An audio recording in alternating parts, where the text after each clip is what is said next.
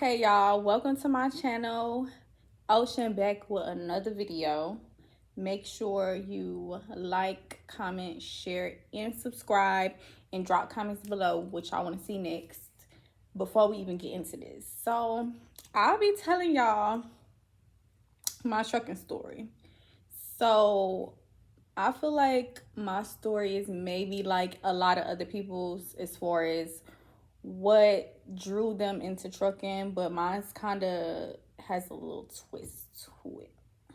So before I got into trucking, y'all, I had a whole bunch of just like rinky-dink jobs. So my first job, I was in high school.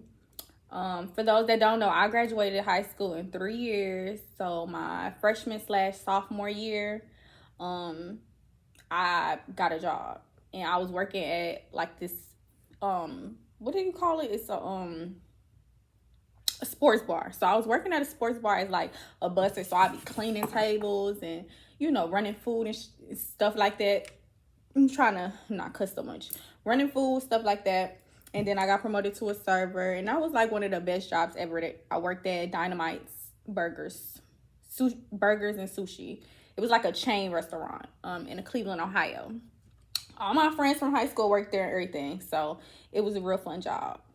Plus the manager, he was like, he used to babysit me when I was a baby. Apparently he knew my aunt, so it was kind of weird that he told me that like after I got hired, because I didn't even know. But like, this dude used to change my Pampers, but whatever. So that was the first job that I ever had. My second job, I think I was selling hair. Like, I was selling bundles and stuff for this girl for eye hair candy. That job was mad ghetto though. Like, it was a young girl with her own business, and I was pretty much working for her. So I was getting paid under the table. She didn't want to pay me sometimes. It was just a hot mess. So yeah. Then the next job I got, I was working, I can't remember. I think I just started doing hair. So I do hair, y'all. I do my own hair. I do my own makeup. But at the time, I was really into hair. Like, I went to cosmetology school. I didn't finish, but that's what I was doing. I was doing sew-ins, busting out stuff at my mama's house, making money, Honey, child. Well, money for me to be like 17. I'm like, this better than my checks. 2 heads. I'm like, let's go party with my friends. But enough of that. I did that. Then I went to barber school. I wasn't working for a while. I was staying with my aunt.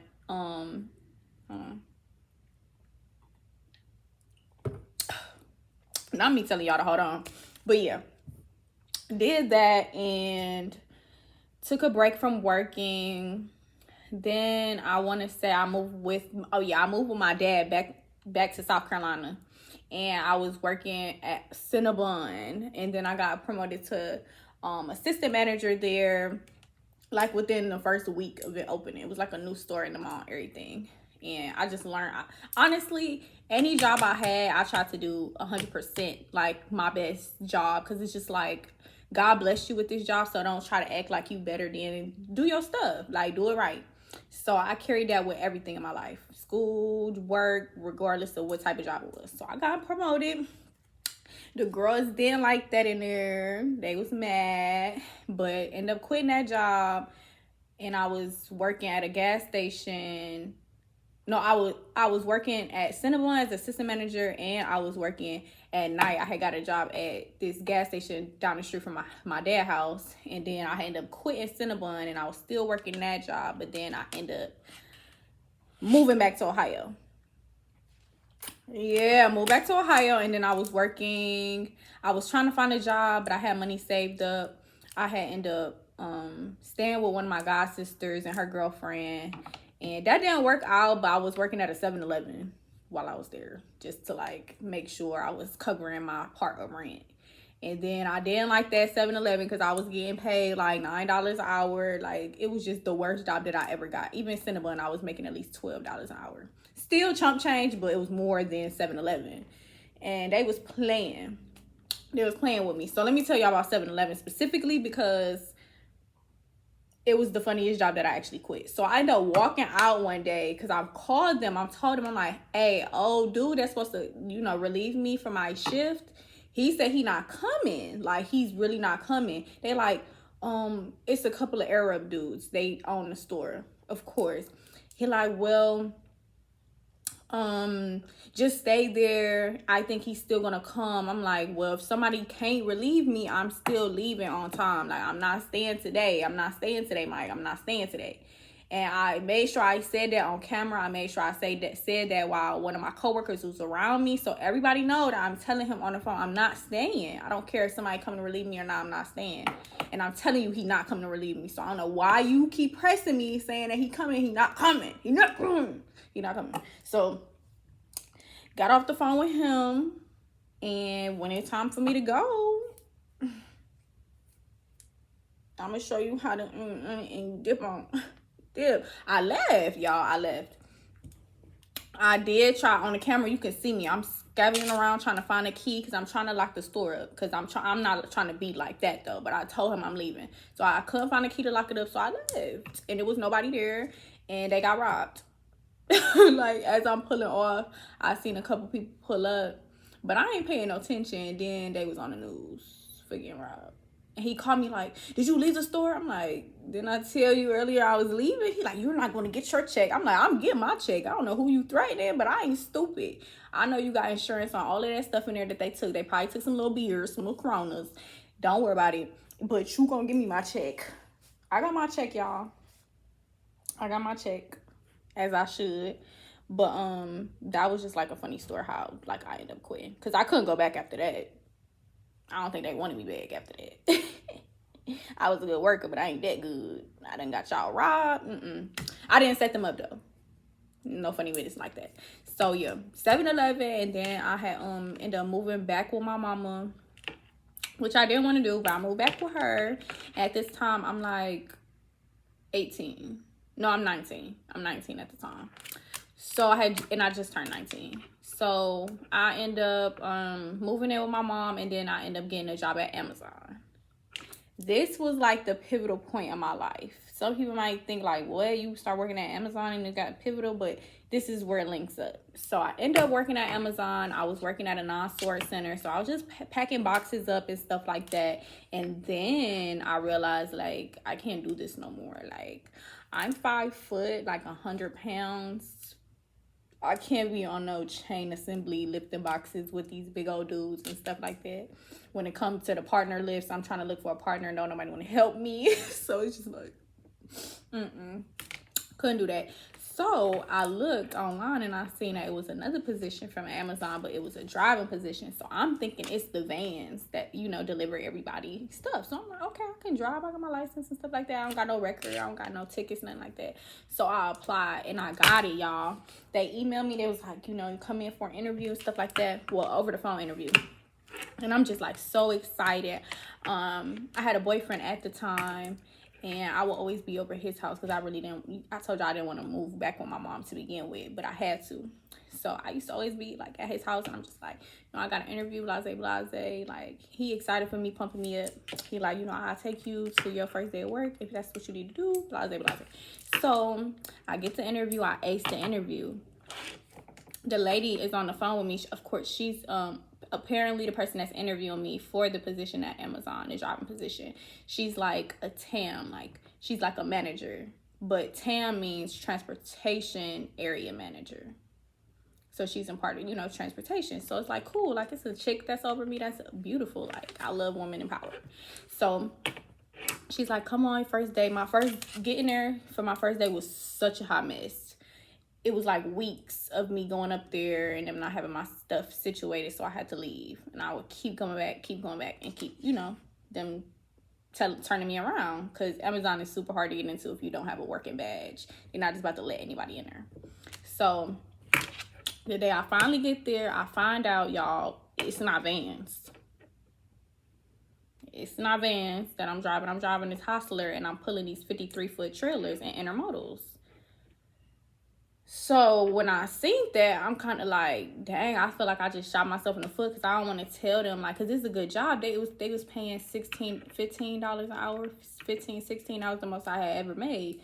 So I'm like, I need this job, but I don't want to tell them that I never did this before. But they said they're going to train me, so I'm going to just fake it until I make it. If I can do it, I can do it. But I'm not going to tell them that, like, I ain't really signed up for this here. So fast forward, we get to my training. Y'all, I do so good. Like, I literally shocked myself, and I shocked the guy that was training me. He was like, you got it. Like, so I got my hostler's license, and I was a yard jockey, a yard dog. I did that for 3 years, y'all. 3 full years working at Amazon. And if you don't know, if you work at Amazon, you also a yard jockey, and you also check in and check out drivers. So I'm constantly dealing with CDL drivers all day, but I'm always talking to them, filling stuff out. And one day I found out that my that my job pretty much can pay for your CDL. They pay for your school, and they pay you your hourly rate that you work at Amazon. The same amount of time that you're in the CDL school, they pay you, that an hour while you're in school. So they pay you for school, and they pay for your school, and you're not obligated to work for them after you get your CDL. So I signed up. I was under the age, but they still let me wait in line for the class until I turned 21. And once I turned 21, I was in the class. So I got my temps in Ohio first, and passed that with flying colors. And then something happened. COVID happened. And then they pretty much not shut down the school, but they stopped taking the classes. So I was in a class that was up next, and the other class didn't even finish, so it pushed me back. And it was kind of discouraging. But then I also found out that they have launch bonuses for $10,000, y'all, for Amazon, for you to relocate to another site in a different state and stay there for at least a year. So you don't have to pay the $10,000 back, but you help out open that building because they need, people with experience. So I did that.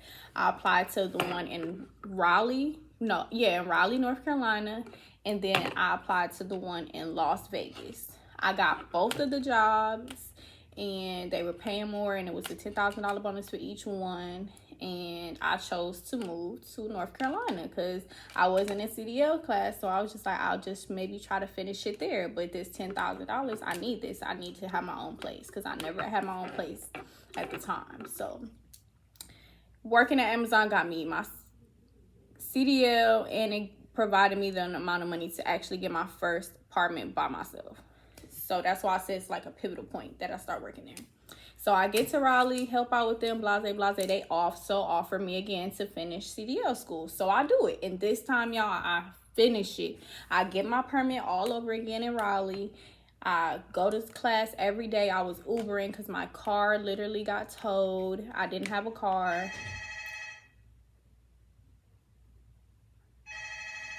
I'm not going to answer that right now. But my car got towed. I didn't have a car, so I was Ubering, paying like $70, $50. It's just crazy amount of money to get to CDL school every single day. And I passed everything my first try. My temps first try, road test first time, pre-trip first time. Get my CDL. That was the best day of my life. I was crying. All my instructors, they didn't have to come. Only one of them had to come that actually brings the day cab up there for you to take your test. But I asked all of them to come because they were just super... I don't know. They were just the greatest. That was the greatest school I could ever go to with those particular instructors. Marty, all of them. Like, I just remember Marty's name. Y'all see that? But because Marty was more hands-on with me with my pre-trip, because I pretty much was getting all the maneuvers down. My Ellie doc, my offsets, and my straight line back. I had all of that. But the pre-trip, I really wanted to ace. In particular the first time, because they kept saying it was so straining because it's so long, and I literally only missed 2 things on my pre-trip. So I got a pre-trip video coming next on how to flow and say it and remember it. But this is just my little story. I'm trying to stay on track for y'all. Hope y'all still here. Y'all still here? Okay. So passed everything first try, and then they came and supported me as they did it. So I was crying and everything, called my dad, blase, blase. That was just like a day I cannot forget, because when I tell y'all, I was Ubering, walking, doing all types of stuff. And if you know North Carolina, right, they don't have a lot of public transportation. So Ubering and stuff, I was doing Ubering to work, Ubering to CDL school, hours away. It was crazy, but I was always on time. I never missed a day, and I did it. If there's a will, there's a way. So got my CDL, end up saving enough money to get another car, and then I got into a major car accident, y'all. I literally almost lost my life. Like, the car was totaled, ruined. I was unconscious. I don't remember anything about the accident besides what the nurses told me, because I literally woke up in the ER. It was ridiculous. I just praise Jehovah God for, staying with me and, blessing me with another day, and for me to be able to tell this story, because my car accident was very traumatic. And anybody that been in a car accident, y'all know how traumatic that can be. Your life literally flashed before your eyes. I'm just happy I don't remember anything, so I'm not like triggered too much, but it still sometimes messes with me. But got my CDL, got a new car, boom, that happened. So I'm just like, dang, like everything was going good, then that happens. So on my car down, I can't work. I gotta recover. I end up moving back on my dad so he can take care of me. So I'm not working anymore. And Amazon treated me like crap. They wasn't trying to pay me no sick stuff, no disability, anything, nothing, y'all, nothing. So I'm like, So I go with my dad. He kind of helps me recover. I go, I visit my mom because she was super scared. So she flew me out. I end up going there. She make sure I'm good, whatever, blase, blase. I see my brothers and my family there, because everybody was super scared because the accident was really that bad, y'all. So recovered enough to be able to fly there, then came back home, and then it was just like bills on top of bills on top of bills on top of bills on top of bills. I can't tell y'all how many times I faced eviction, but I never got evicted, but I faced it like so many times, and I had to make sure I had to dip into my 401k to pay it, a whole bunch of stuff, y'all. But I'm still working at Amazon. I finally feel well enough to start. The rest of the bills was making me feel well enough, because I'm like, damn, you gotta go to work. I ain't got no help paying all these bills. You're not trying to live on the streets, is you? Okay, the streets is not calling. So go back to work. Bruised lung. Oh, that's not my lung. Bruised lung and all. I'm barely feeling up to par, but I'm still like pushing through so I can get some money or whatever. And then one day I'm just like, I can't do this no more. Like, the car accident happened in May. I ended up quitting and leaving Amazon after I got an email from Western Express, and I decided to go there. I looked up other companies, but Western Express was for me in particular, because I did have a problem with marijuana, but I quit, and I knew I could pass a P test with my P in the time that I quit, but I knew I couldn't pass hair tests. So I'm like, these other companies I can't really look at until like, another year from now, when I can actually get hair pulled. But right now I can only use my P because I'm like 3 months, 4 months clean, so I'm good. So I quit Amazon and I started going to Western Express. Western Express, the orientation was mad ghetto. I'm not gonna lie to y'all. It was ghetto. I just was there and focused. I didn't care about nobody horror stories. I was there for my experience, y'all. So I'm sorry, I had to take a little break.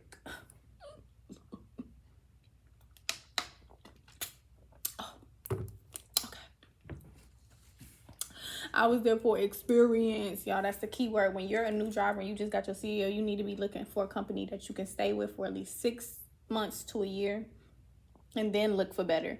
But you need to stick with that company so you can develop as a driver. You know what I'm saying? So no matter how good you are at parking, this, that, and the third, you need to get into the motion of being a truck driver. dealing with these loads, how to deal with these shippers, these consignees, your flow, and how you want to, you know, approach this thing, because everybody approaches it different. So regardless of that, I'm like, whatever, I'm gonna do this. So waited for, after I passed my drug test, this, that, and the third, I waited for a trainer for like 2 weeks. They had a shortage on female trainers and trainers that didn't smoke. So I was like, you know what, give me a male smoker, it's okay, but I just need to get out of this hotel. I'm not getting no money for this. So they finally get me a trainer. I waited the longest out of the people that I came in with. My roommate had been left. I was there a week after she left. And I finally get a trainer, which was Michael Myrie, and he was amazing. Y'all seen the other video that I had, but amazing. I had 240 hours required to train with him, but he released me in 2 weeks because of my experience and how I was driving. So, and how I was learning, not just driving, it's just everything with the Qualcomm, the messages, going to the shippers, understanding, dropping, picking up your empties, moving, just like I was knocking it down. So I got released early, got my own truck. And now I'm here, y'all. I'm a trainer myself. 5 months later with this company, no accidents, knock on wood. No major tickets besides me. I told y'all I passed the brake check and I was in the wrong lane in California. I got tickets for that. Paid them off. But no like moving violations like speeding or hitting people and stuff like that. So that's pretty much how I got here, y'all. Trucking came out of nowhere. I told y'all my dad had a CDL. He drove school buses, but me getting it kind of was just like a sign. Like me going to Amazon, being a hostler driver, not even knowing what I was getting myself into, but seeing that I was super good, then getting offered, you know, the opportunity to get my schooling paid for, and seeing how good I was passing that stuff, and like retaining the information that my instructors and teachers were giving me. It just seemed like it was for me, you know. A lot of stuff in life are you have to realize it's not for you. And not to say doing hair is not for me, but I feel like that's something I can do all the time. I can always do it, but I love my job. I love traveling. I love being by myself. I love the amount of skill and dedication that it takes and how empowering it feels. It is for me to know that I can do all those things. And I can teach people. So that's my story. I hope y'all stuck around for it. I have more videos coming soon. Make sure you like, comment, share, and what, y'all? Subscribe. We almost at 1,000 subscriptions. We got like 700, so I'm 300 more away from the big number, and I cannot appreciate y'all more because the support and the support the support, because for real, y'all, like, my channel won't grow without y'all. So I can put out as much as I need to, but I'm working on being more consistent. But I do this for y'all. So please, please, please understand that I really do love and appreciate y'all. And I'm not doing this for no reason. My channel is to really inspire and to help others. So Ocean is out, but Ocean will be back. Okay.